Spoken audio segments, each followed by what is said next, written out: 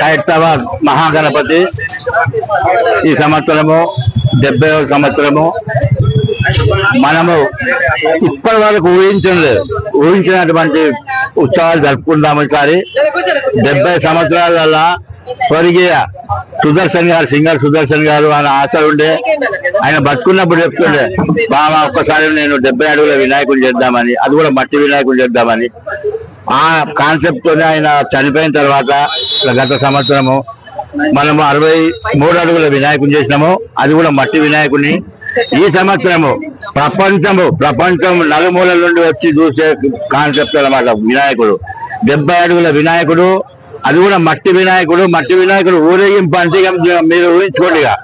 అది చూడండి, ఈ రోజు పొట్ట కంప్లీట్ అయిపోయింది, రేపు తల వస్తుంది, దాని తర్వాత కిరీటం వస్తుంది, దాని తర్వాత సర్పాలు వస్తాయి, దాని తర్వాత పాదాలు వస్తాయి. అట్లా మనము ఈ సంవత్సరం మనం ఖైరతాబాద్ లో చరిత్ర సృష్టిస్తున్నాము. ఎప్పుడు కాదు మేమంతా ఉద్యోగం చెప్తున్నా, ఎందుకంటే ఇప్పటివరకు చూడలేదు మీరు, అంత బాగా చేస్తాము. మన గణపతి ఈ ఉత్సవాలు మనమందరం సహకారం ఉంటుంది, మీ సహకారం, బస్తి ప్రజల సహకారము, మరి ఇక్కడ వచ్చే భక్తుల సహకారము. ఇంత పెద్ద ఉత్సవాలు జరుపుకున్నట్టు మామూలు మాట కాదు ఇది. దీనికి వచ్చే ఖర్చు ఏదైతే ఉన్నదో, ఇక్కడ వచ్చే భక్తులు మన కట్నాల కానుకలు ఏదైతే ఇస్తారో ఆ కట్నాల కానుకలపైనే ఇంత పెద్ద ఉత్సవాలు జరుపుకుంటాము. 69 సంవత్సరాల నుండి మనము ఖైరతాబాద్ లో ఇలాంటి సంఘటన, చిన్న సంఘటన కూడా జరగలేదు.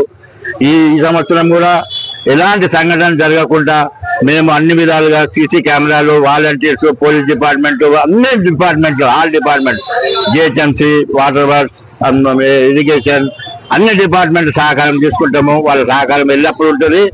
ఈ సంవత్సరం కూడా మనం చాలా పెద్ద ఎత్తున చేస్తాము. చవితి పండుగ ఏదైతే 7వ తారీఖు ఉంటుందో చవితి పండుగ, మనం ప్రతి సంవత్సరం లాగా చవితి పండుగ 4 రోజుల ముందు కంప్లీట్ చేస్తుంటుంది. ఈ సంవత్సరం కూడా రికార్డ్ బ్రేక్ చేద్దాం. 3 రోజుల ముందు కంప్లీట్ గణపతికి కంప్లీట్ కలర్ తో స్టార్ట్ చేసి భక్తుల దర్శనానికి వదులుతామని మనం చేసుకుంటాం. 17వ తారీఖు రోజు వినాయక నిమజ్జనం ఉంటుంది, అనంత చతుర్దశి రోజు. ఆ రోజు 17వ తారీఖు నాడు ఎప్పటిలాగానే ఉదయమే ఉంటుంది, ఉదయం తీస్తాము.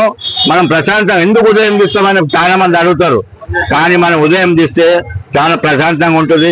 వేరే గణపతులు వచ్చే దానికి దారి ఉంటుంది, వాళ్ళు కూడా ఇచ్చేయాలి.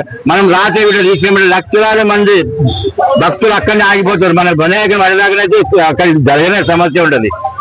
అందుకనే మనం ఉదయం 2:30-3 గంటల ప్రాంతంలో నిమజ్జనం చేస్తున్నాం. ఈ సంవత్సరం కూడా అందరు సహకారం ఉండాలి, అందరు సహకరిస్తున్నారని మేము మనం చేసుకుంటున్నాం.